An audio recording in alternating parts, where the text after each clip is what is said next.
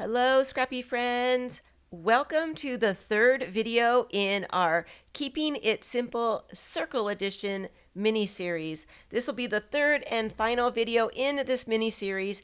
I really am just loving creating all the simple layouts using circles. And as you can see on my desk today, I once again have the jumbo circle here with us today. However, today I'm not going to use a full complete circle. I'm going to use just a ring from the circle, and I'm going to use that to create the element and the interest as if having circles on the layout, but we're going to downsize that to just use rings. I have several border making cartridges that I am going to incorporate on my layout today, so that's going to be a little bit different as well.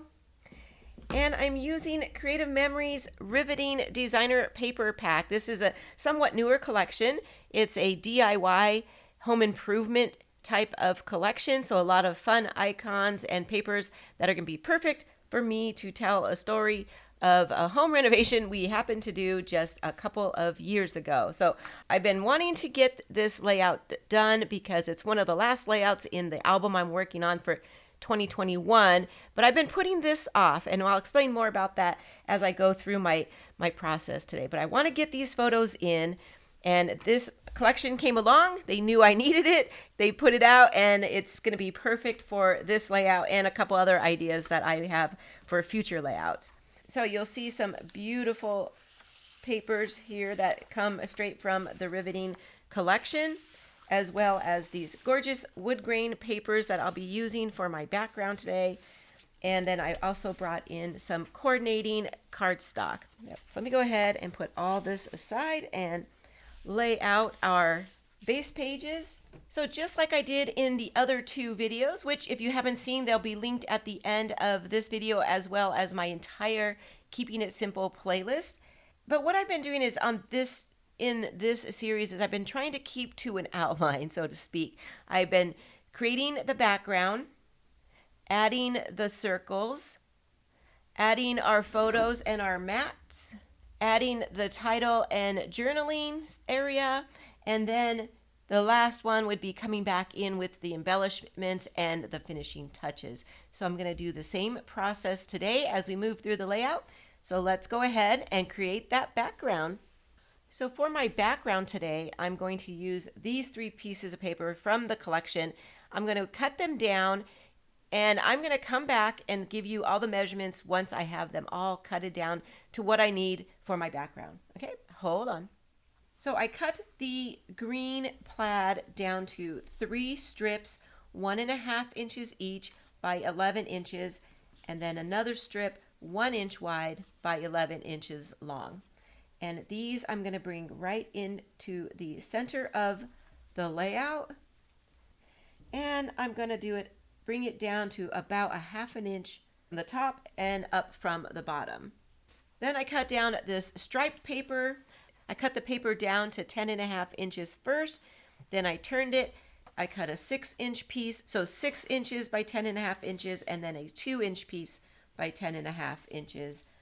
I'm going to line this one up right here, and then this piece up next to the green plaid on the left hand side. Then I'm going to bring back in this green plaid paper and bring it in horizontally. So I'll have one going vertically, the second one going horizontally, and I'm going to start this one at about the 8-inch mark.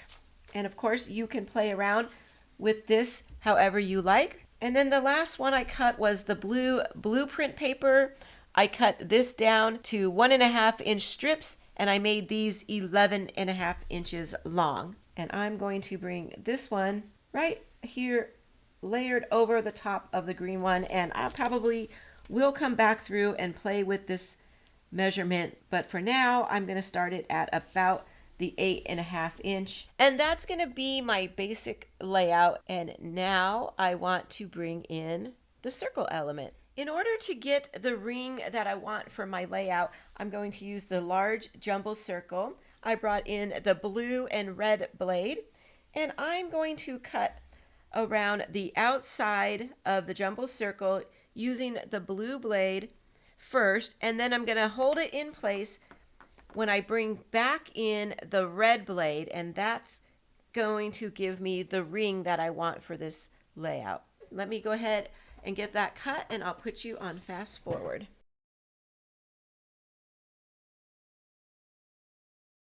The hardest part about cutting a ring is just making sure you don't move your template. And I did a little bit, and I can see a little bit of a thinner area, and it's going to work out just fine for my layout today. So what I'm going to do is I'm just going to gently lay the circle down onto the left-hand side of my layout. I'm going to come back through in a minute and work some more with the circle, but for now you're going to see the general idea is to have the ring going around the circle like that. I feel like this goes perfectly for these DIY photos because if there's a lot of drawing and work done by our contractor and all his math skills, and I'm sure at some point he was using a compass or something, and that's kind of what this reminds me of. Before I get into my photo placement, I still want to work on doing some layering on my background piece. And so for that, I'm going to bring in my Home Sweet Home border making cartridge and some hot cocoa brown cardstock. Now I have been wanting to do a construction page using this Home Sweet Home cartridge for so long. Ever since I got it, I knew that this is going to be perfect for a home improvement type of layout, and that's exactly what I'm doing today. So I thought, why not take the opportunity? I'm going to cut out 2 strips of this, one for each side.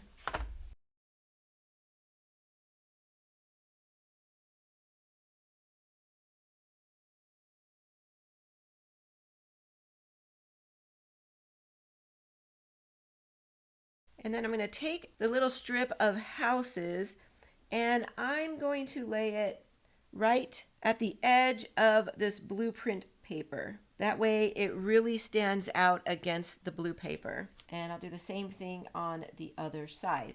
Now I still feel like I want to bring in some texture here.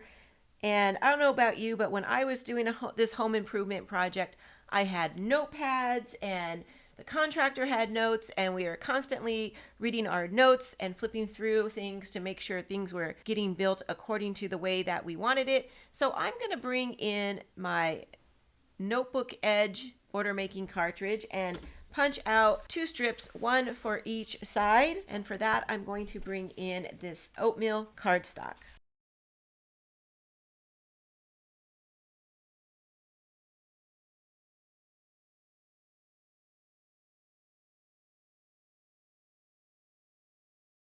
When I trimmed these, I trimmed them down to 1 inch because I wanted to have a little bit of room to do some tucking. So I'm going to tuck it right under the blueprint paper.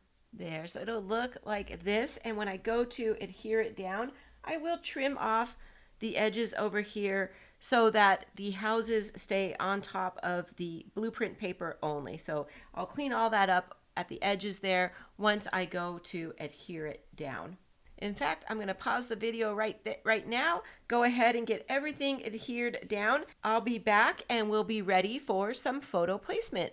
Hold on. So I have a lot of photos here, and I'm going to be utilizing a lot of peekaboo pockets on this page because I have decided that this was a really big event for us in 2021, but I only want to do this 2-page spread and then maybe one other 2-page spread of the finished product. Like I said, it was a big project for us, but it was also very stressful time and totally unexpected because we had a flood in our downstairs. We just weren't prepared for the 5 months, and thankfully it was only 5 months because this was during some of COVID when there was supply chain issues getting product. So we really were blessed, and we got a lot accomplished in 5.5 months. So thankfully it was only 5.5 months, but not 5.5 months that I want to relive anytime soon. So it was taking me a lot to get to do this page.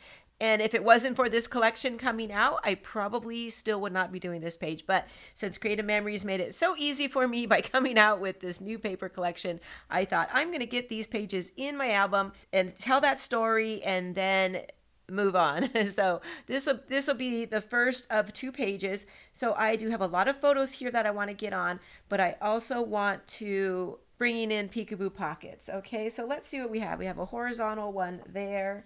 These are all during construction, and here's the bags the day of the flood. Here's where it all began. Let's do that. Let's see. I have a lot of vertical photos, and I will need one vertical spot for my story. I think I'm going to put it under the photos. So let's see. Okay, so I'm going to do, all these will have peekaboo pockets on them. We'll put that one up there, and this will be where the journaling is, right tucked in here. So here's where it all began in our downstairs bathroom. So I want to start with that, and then kind of, as best as I can, do some chronological scrapbooking of the demolition and the rebuilding. Start the rebuilding here, and then my next pages will have the finished area. So what I'm going to do is remove all the photos except for the bottom ones, and that's by itself, so that we can get a better idea of what we have here. And I'm going to be bringing this ring over a little bit. So my idea here is bring it down, and what I'm going to do is I'm going to snip the ring so that I can use it on both sides of the layout. So I'm going to snip it right here, and then this one will get tucked in right there, and then this will come around underneath the photos here. So I'm just trying to figure out where that will be. Scoot them up a little bit. So I'll snip it right about here. I'm going to do a little bit longer for now so that I could play with it. Oh, there we go. That looks perfect, actually. And so I'm going to have the ring here. And then I'm going to take the rest of the ring and bring it to the other side. Have a little arch down here, kind of going off the paper. And I will glue this and then trim it to fit. So I'll have a little arch of it here, and then one more arch of it over here. That way I'm bringing in that circle element in 3 different areas of my layout. And we always like to do things in odd numbers and because it's more pleasing to our eye. So it'll look something like this, and as I decide what I'm going to do up here, I will adjust the size of the ring. I have plenty of space. I'm going to cut this one down to a 4x4. This one will not be in a peekaboo pocket, it'll just be by itself. I want to have some room for embellishing right over here. Before we move on from photo placement, I do feel like I want to get a couple matted because I feel like these ones are a little bit washed out, as well as this one. These 2 are fine because they're more on top of the brown paper. So I'm going to mat these 3 photos on white cardstock, and I think that's going to help make them pop. There we go. That really did help make that pop. I like it. It's just a little border around the outside. It's perfect. Okay, so we've done our background. We've done our circle elements. We did our photo and photo mats. Let's move on to titling and journaling. Now, I already said this will be a peekaboo pocket right here, and in there will be my journaling card. I really liked this one from the collection. I like the wood and the vertical lines. This one is 2-sided, but I'll need the vertical one. That will go here and inside my peekaboo pocket. So I'll put that over here with my extra photos. And now I just need the titling. And for that, I'm going to bring in this mat card, which I just loved. Living through a home renovation is like living in the wild. And for all those out there that has done this, you know that this is so true. I couldn't be more happy with this one. So I'm going to fussy cut this out before I bring it into my layout. I don't have room for the whole card. But before I cut out my title, I'd like to take this opportunity to ask you that if you've enjoyed this series, or if you're enjoying this layout so far, please consider clicking the like button. I really have appreciated all of you who have clicked the like button during this series. It really keeps me motivated to keep doing them. It really, truly does. And it really helps to spread my content throughout YouTube. Thank you so much for doing that. I really appreciate it. And now I'll get to some fussy cutting.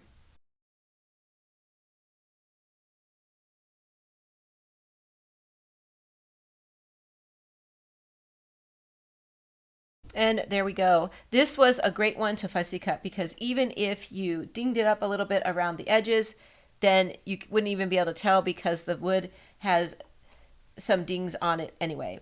So for my title, I'm going to bring it right up here in the corner, overlapping that ring that we put in. And it's going to go just like that. Okay, so where are we going to embellish? This collection had so many fun and playful elements to go with renovation or DIY theme. It was really hard to select just a few. So I'm going to bring in what I selected, and it's a combo of some stickers and die cuts. First, I want to bring in this cute construction cone with the little hard hat. I don't think any of the guys ever wore a hard hat, but I just think this is so cute and fun and playful. I kind of want to put this right down over here, kind of in the center of the ring. And I want to bring in some of the blue paint because my wall is blue here, but also in my kitchen, we have this beautiful deep blue. And this looks like spilled paint, which, you know, we won't talk about whether that happened or not in real life, but we did see some paint in other areas of our house. So I think that this splash of paint is just so cute. This was a sticker, and there were other colors too, but of course the blue goes perfect with my color scheme. I'm actually going to move this up, I think, to right there at the edge of the blue paper, and then bring this splash of paint right here. And then some more cute stickers. The nuts and bolts are just super adorable, and I'm going to just kind of layer them up like this on each other and then bring it right down here. Cute. I like it. I also, right up here, I thought it would be cute to bring in this ladder and kind of put it like that. And then, of course, a can of blue paint kind of tipping at the side like that, like it's getting ready to be poured right into our kitchen. And, you know, I'm just trying to bring in some elements and some fun things to this layout. Some more fun things: open toolbox with some tools and a measuring tape. That became a common thing that we saw around our house. And I think I'm going to put that right up here, kind of making this like my embellishment area. One thing you might notice is I'm not using any bases on this today. I don't feel like I need it. I feel like I really want it to pop out on the wood, and I feel like this just blends in so nicely with everything I have. So I feel like it is popping already. There's also these cute little corner pieces that look like carpentry tools, and I thought that this would be super cute on this photo right here, just to kind of highlight that photo, give it a little something. One more area that I would like to embellish is right up here. So I really need to see what I have going on here, because for this area is where I'd like to bring in this banner border making cartridge, and I want to create a couple little banners to kind of hang up here in this area. And to do that, I'm going to bring in the same pattern papers that I used throughout: the stripe, the green plaid, and the blueprint paper. And I'm going to use this like a standalone punch. I have been loving this punch, and this is how I've been using it most often, is as a standalone punch. There we go. I got one banner. That's cute. We'll do one with the green. Yep, it just works the same as a punch. I just use the back side to line it up, and you can see exactly what you're going to punch out and how close you are to the edge. So I'm going to put those up at the top. Let me bring it back in so we can see, and I'll probably come back through once I have those adhered and maybe do a little bit of finishing touches right there. So that's what I have for embellishments. I'm going to get all of this adhered down, and I'll be back to do some finishing touches. Okay, hold on. Before I bring in my finishing touches, I want to bring in one more border making cartridge. I'm going to bring in this Rustic Fence, and I just want to use this to bring in a little bit of texture, more texture to my layout.